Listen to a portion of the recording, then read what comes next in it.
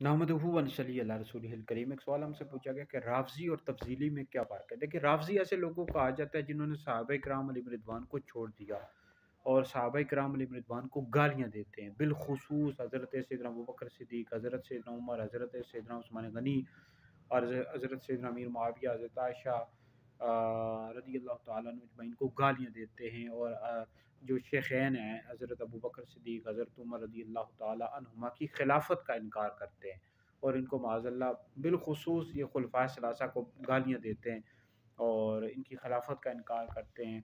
और मौला अली को हज़रत अबू बकर सिद्दीक़, हज़रत उमर रज़ियल्लाहु तआला अन्हुमा से अफ़ज़ल समझते हैं। ऐसे लोगों को राफ़ज़ी कहा जाता है।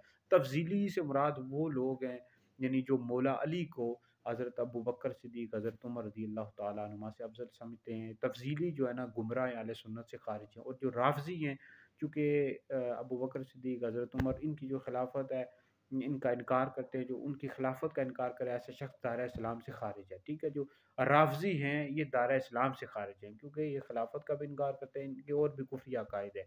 जो तफ़ज़ीली हैं ये गुमराह है। यानी तो तफ़ज़ीलियों के तफ़ज़ीली जो अहले सुन्नत में भी पाए जाते हैं, सुन्नियों में भी पाए जाते हैं।